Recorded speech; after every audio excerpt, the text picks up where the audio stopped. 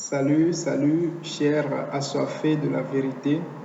Vous connaîtrez la vérité et la vérité vous rendra libre. Bienvenue dans la deuxième partie de notre enseignement intitulé Le moyen du salut. Et nous étions au niveau de la justification d'Abraham. Parce que beaucoup de personnes sont souvent dans la confusion. Ils disent que non, c'est parce qu'Abraham a voulu sacrifier Isaac que Dieu l'a justifié. Mais ils oublient la parole de Dieu. C'est parce que la parole de Dieu nous enseigne.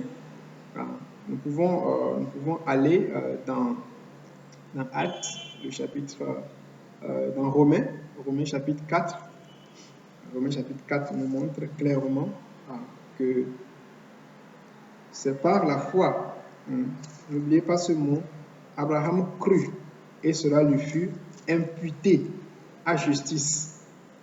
Abraham crut et cela lui fut imputé à justice. Donc, acte 4. Dans acte 4, nous lisions cela tout à l'heure. On va reprendre. La Bible dit, nous parlons à partir du verset 8. Heureux l'homme à qui le Seigneur n'impute pas son péché. Ce bonheur n'est-il que pour les circoncis ou est-il aussi pour les incirconcis? Car nous disons que la foi fut imputée à justice à Abraham. La foi lui fut imputée à justice. Comment donc fut-elle imputée? Était-ce après ou avant sa circoncision? Il n'était pas encore circoncis, il était incirconcis. Et il reçut le signe de la circoncision comme sceau de la justice qu'il avait obtenue par la foi, quand il était incirconcis, afin d'être le père de tous les incirconcis qui croient pour que la justice leur soit aussi imputée, et le père des circoncis qui ne sont pas seulement circoncis, mais encore qui marchent sur les traces de la foi de notre père Abraham quand il était incirconcis.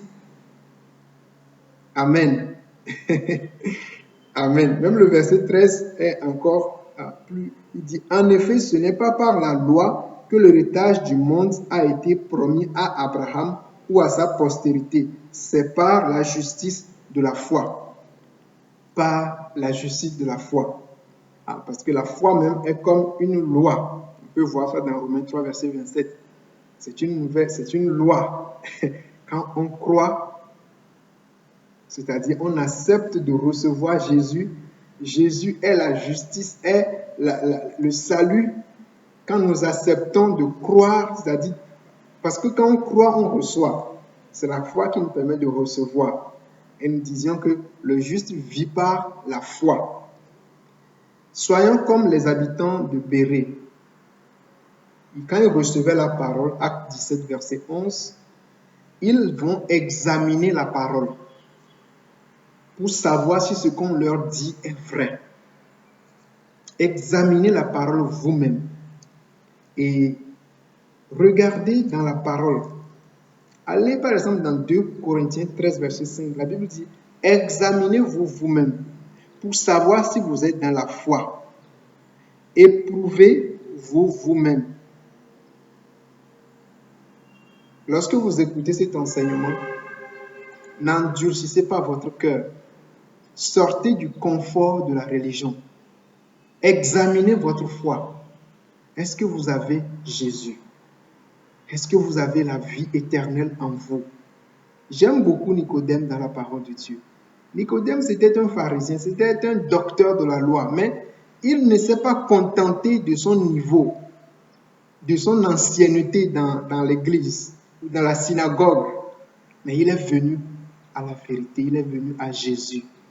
Il lui a demandé, mais comment peut-on naître de nouveau? Et Jésus va lui donner le secret. Dans Jean 3, vous pouvez lire cela. Il va lui dire, Dieu, il t'a tant aimé, cher Nicodème. Toi qui me suis, toi le ou la Nicodème qui me suit actuellement, Dieu t'a tant aimé qu'il a envoyé Jésus afin que toi et moi, sans distinction de couleur, de peau, quiconque croit à la vie. Jésus n'est pas venu sur la terre pour nous condamner, pour nous donner des dictées. Il faut aller ici, il faut aller au pèlerinage ici, il faut faire ceci. Non, Jésus nous a libérés de ces contraintes-là pour nous donner la vraie relation avec le Seigneur. Si vous entendez la voix de Dieu aujourd'hui, n'endurcissez pas votre cœur. Vous vous dites, si je décide aujourd'hui de suivre Dieu selon sa parole, qu'en sera-t-il de mes anciens amis devant Dieu? Dieu ne va pas te demander, est-ce que tes anciens amis avaient accepté? Non. La foi, elle est personnelle. Accepte de faire ce pas en ce moment. Accepte de faire le pas. Viens à Jésus. Tu l'expérimenteras et te donnera la paix, l'assurance de ton salut. 1 Jean 5, verset 13. Je vous ai écrit ces choses, afin que vous sachiez que vous avez la vie éternelle, vous qui croyez au Fils de Dieu. Jean 5, verset 24. Jésus a dit que si vous croyez, nous avons la vie éternelle. Si nous avons reçu Jésus, alors sachez que vous avez la vie éternelle. Si vous ne l'avez pas reçu et que vous doutez encore, notre salut, n'oubliez pas, il n'est pas basé sur nos sentiments, sur nos œuvres, mais c'est basé sur l'œuvre accomplie à la croix de Jésus-Christ. Parce que la grâce que nous recevons a été payée par quelqu'un. C'est parce que quelqu'un est mort pour nous que nous prenons cela gratuitement. La grâce est précieuse. Que Dieu vous bénisse.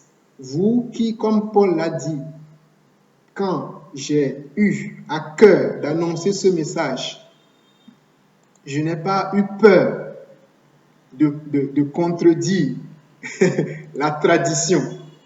Parce que dans Marc 7, le verset 13, Jésus avait averti les pharisiens, il dit, vous anéantissez la parole de Dieu et vous voulez vous accrocher aux traditions humaines qui ne donnent pas la vie. Ces traditions ne donnent pas la vie. Et Paul dit, quand j'avais eu à cœur d'écrire ou de prêcher cette parole, je n'ai consulté ni la chair ni le sang. Parce que sommes-nous à plaire aux hommes? Sommes-nous à plaire aux hommes? Non. Nous sommes plutôt là pour plaire à Dieu. Nous sommes là plutôt pour plaire à Dieu. Si nous étions à plaire aux hommes, à chercher la faveur des hommes, nous ne serions pas là. Nous serions en train d'avoir peur. Ce n'est pas la faveur des hommes que nous désirons, c'est celle de Dieu.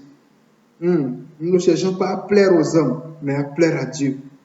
Si je plaisais encore aux hommes, je ne serais pas serviteur de Christ. Galates 1, verset 10. Que le Seigneur vous donne la force de choisir. Tout choix a une conséquence.